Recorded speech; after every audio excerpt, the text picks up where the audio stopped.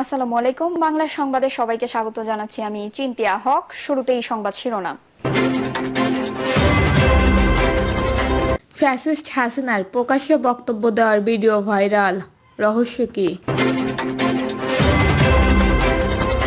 Doctor ইউনূসের সঙ্গে all party parliamentary গ্রুপে ছিলেন না টিউলিপ।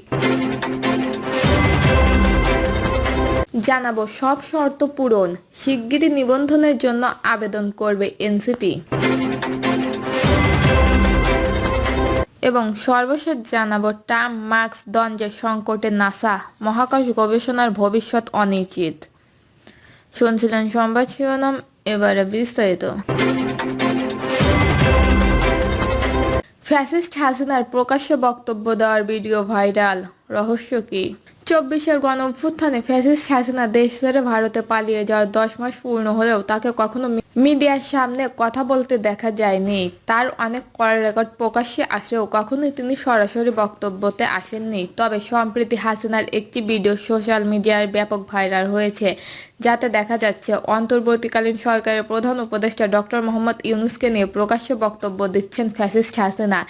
এই সময় তাকে ডক্টর ইউনূসকে নিয়ে বাজে মন্তব্য করতেও দেখা যায়। ভিডিওটি ভারতে প্রকাশ্যে শেখ হাসিনার মুখে ডক্টর ইউনূস দিল্লির মঞ্চে কি বললেন শীর্ষক দাবিতে ইন্টারনেটে ব্যাপক ভাইরাল হয়, যা নিয়ে নেটিজেনদের মধ্যে শুরু হয় নানা সমালোচনা ও আলোচনা। এদিকে হাসিনার দেওয়া প্রকাশ্যে সেই বক্তব্য যাচাই করার জন্য নামে আন্তর্জাতিক fact checking network rumour scanner টিমের অনুসন্ধানে জানা যায়, ভারতে প্রকাশ্যে এসে শেখ হাসিনার বক্তব্য দেওয়ার দৃশ্য দাবিতে প্রচারিত ভিডিওটি আসল নয়, বরং ডিজিটাল প্রযুক্তির সহায়তায় শেখ হাসিনার বক্তব্যের একটি পুরনো ভিডিওর সাথে তার সম্প্রতি সময়ে দেওয়া একটি বক্তব্যের অডিও যুক্ত করে আলোচিত ভিডিওটি তৈরি করা এবং প্রচার করা হচ্ছে।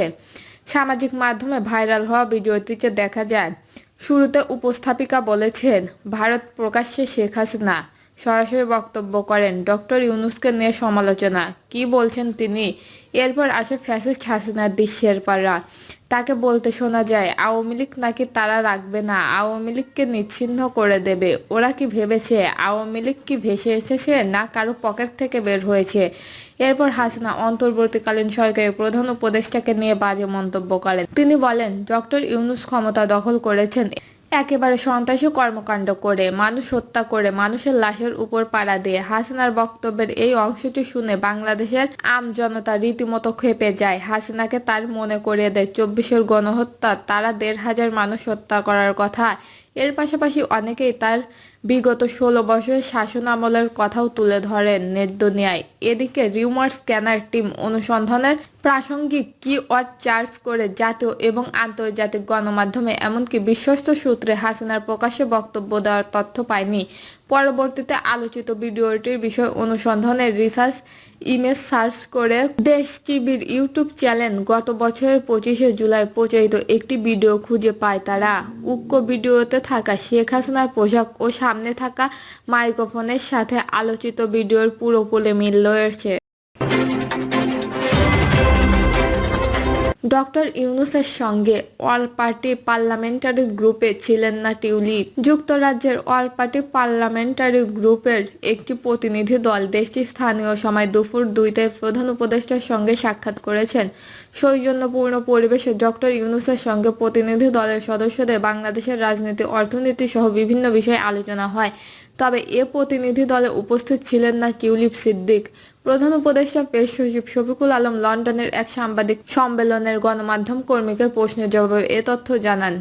অন্য এক প্রশ্নের জবাবে শফিকুল আলম বলেন, টিউলিপের চিঠি তারা পেয়েছেন, এটি একটি লিগ্যাল ইস্যু ও লিগ্যাল ওয়েবের চিঠিতে জবাব দেওয়া হবে। যুক্তরাজ্য সফরে প্রধান উপদেষ্টার 2 ঘণ্টা বিশ্রাম নিয়ে দিনভর ব্যস্ত সময় কাটালেন ডক্টর ইউনূস। শফিকুল আলম বলেন, মেনজিস হচ্ছে এয়ারপোর্ট পৃথিবীর সর্ববৃহৎ গ্রাইড হ্যান্ডেলার সারা পৃথিবী 350 এয়ারপোর্ট কাজ করে, তাদের সঙ্গে এভিয়েশন বিষয় সংক্রান্ত বিভিন্ন বিষয়ে আলাপ হয়। তিনি বলেন, বাংলাদেশের হযরত শাহজালাল আন্তর্জাতিক বিমানবন্দরে থাই টার্মিনাল খুব দ্রুত চালু করার চেষ্টা করছে সরকার। সেখানে কোনো প্রতিষ্ঠান গ্রাউন্ড হ্যান্ডলিং করবে সে বিষয়ে অনেকের সঙ্গে কথা হয়েছে। সেই আলোকে মেনজিসের সঙ্গে কথা হয়েছে বলে তিনি জানান। দুপুর 2টার সময় বাংলাদেশ বংশোদ্ভূত যুক্তরাজ্যের অল পার্টি পার্মানেন্টারি গ্রুপের একটি প্রতিনিধি দল প্রধান উপদেষ্টার সঙ্গে সাক্ষাৎ করেন। 1 ঘণ্টারও বেশি সময় পারস্পরিক স্বার্থ সংশ্লিষ্ট বিষয়ে আলোচনা হয়। আলোচনায় রোহিঙ্গা ইস্যুটা গুরুত্ব পেয়েছে, সেই সঙ্গে বাংলাদেশের রাজনৈতিক ইস্যুগুলোও আলোচনায় আসে।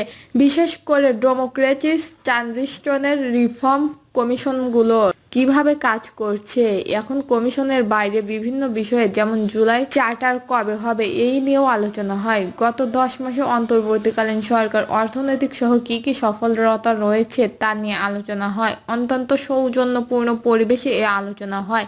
ওয়াল পার্টির পার্লামেন্টারি গ্রুপের সদস্যরা বিভিন্ন বিষয়ে প্রধান উপদেষ্টার কাছে জানতে চাইলে প্রধান উপদেষ্টা তাদের সব প্রশ্নের উত্তর দেন। সব শর্ত পূরণ, শিগগিরই নিবন্ধনের জন্য আবেদন করবে এনসিপি। নতুন বন্দোবস্তের আকাঙ্ক্ষা থেকে দল গঠনের পর নির্বাচনকে সামনে রেখে দ্রুত নিবন্ধনের জন্য হারছে জাতীয় নাগরিক পার্টি। ইতিমধ্যে দলটি নিবন্ধনের জন্য সব শর্ত পূরণ করেছে বলে জানিয়েছেন জাতীয় নাগরিক পার্টির সদস্য সচিব আক্তার হোসেন। সম্প্রতি এক গণমাধ্যমকে দেওয়া সাক্ষাৎকারে একথা বলেন তিনি। রাজনৈতিক দল হিসেবে নির্বাচন কমিশনের নিবন্ধন ইস্যুতে এক প্রশ্নের জবাবে আক্তার হোসেন বলেন, সারা দেশে অনেক জেলা এবং উপজেলায় আমাদের সমন্বয় কমিটি গঠিত হয়েছে। ইসি জানান, আরপিওর ধারা 90 এর নির্বাচন কমিশন রাজনৈতিক দলের নিবন্ধন পাওয়া এবং নিবন্ধন বাতিল বিধান উল্লেখ করা রয়েছে। নিবন্ধনের জন্য এনসিপিকে ইসির দরখাস্ত দাখিল করতে হবে। নিবন্ধনের জন্য দলের চেয়ারম্যান ও সাধারণ সম্পাদক বা সমপর্যায়ের পদাধিকারের স্বাক্ষর তফসিলের ফরম কমিশন বরাবর দাখিল করতে হবে। ইসির নিবন্ধন দাখিলের সময় প্রয়োজনীয় কাগজপত্র সংযুক্ত করা হবে। 5,000 টাকার নিবন্ধন ফি ইসি সচিব বরাবর জমা দিতে হবে।